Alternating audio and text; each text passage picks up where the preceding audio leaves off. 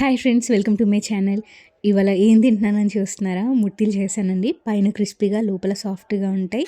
చాలామంది పిల్లలు కానీ మటన్ తినడానికి ఇష్టపడరు, ఎందుకంటే పళ్ళల్లో ఇరుక్కుతుంది అని చెప్పేసి చాలామంది పెద్దలు కూడా అవాయిడ్ చేస్తారు.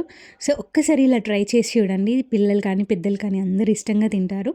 ప్రాసెస్లోకి వెళ్తే ఫస్ట్ మెంతి కూరని కొద్దిగా ఆయిల్ వేసి వేయించుకోవాలండి. అందులోనే నేను కొద్దిగా గరం మసాలా కూడా వేసుకుంటున్నాను. చాలా కొద్ది క్వాంటిటీలో వేసుకుంటున్నాను, ఎందుకంటే పిల్లలు కూడా తింటారు కాబట్టి. రెండు ఇలాచీలు వేసుకున్నాను. అలాగే ఇందులో కొద్దిగా సాజీర కూడా వేసుకుంటున్నాను. అలాగే ఇందులో దాల్చిన చెక్క కూడా వేసుకున్నాను. చాలా కొద్ది క్వాంటిటీలో వేసుకుంటున్నానండి. అలాగే రెండే లవంగాలు వేసేసుకొని పచ్చివాసన అంతా పోయి మెంతికూర కమ్మటి వాసన వచ్చేంత వరకు వేయించుకోవాలి.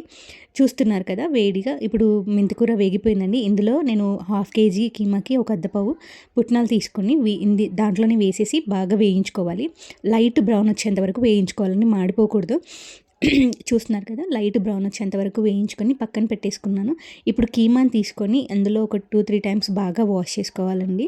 వాష్ చేసుకొని వాటర్ పోసి పెట్టుకొని స్క్వీజ్ చేసేసేయాలి. ఆ కీమాలో ఉన్న వాటర్ అంతా మీకు వీడియోలో చూస్తున్నాను కదా, అలా వాటర్ ఏమీ లేకుండా గట్టిగా స్క్వీజ్ చేసేసుకొని పక్కన పెట్టేసుకోవాలి.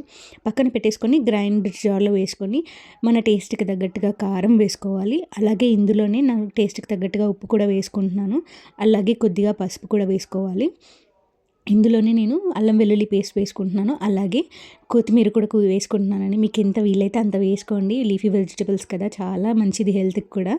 అవన్నీ వేసుకొని ఒకసారి గ్రైండ్ చేసుకున్న తర్వాత కొద్దిగా ఆయిల్ వేసి మళ్ళీ గ్రైండ్ చేసుకొని ఆ మిశ్రమాన్ని పక్కన తీసి పెట్టుకుంటున్నాను.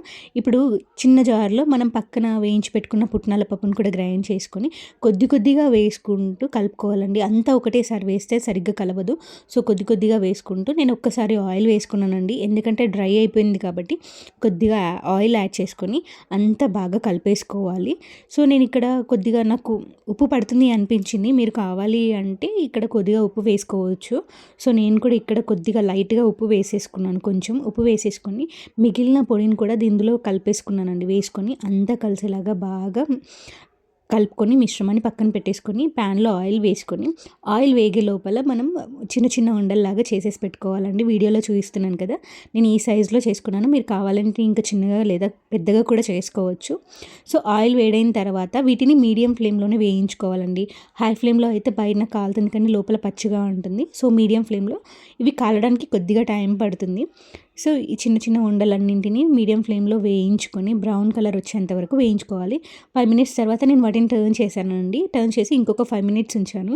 చూసారు కదా, కరకరలాడే క్రిస్పీగా ఉండే కీమా బాల్స్ అన్నీ రెడీ అయిపోయాయి. మీరు కూడా మీ ఇంట్లో ఏం చేసుకున్నారు? పిల్లలకి ఒకసారి ఇలా ట్రై చేసి ఇవ్వండి. చాలా ఇష్టంగా తింటారు. మీరు వీటిని స్నాక్స్గా కూడా పిల్లలకి ఇవ్వచ్చు. ఒకసారి ట్రై చేసి చూడండి. Thank you.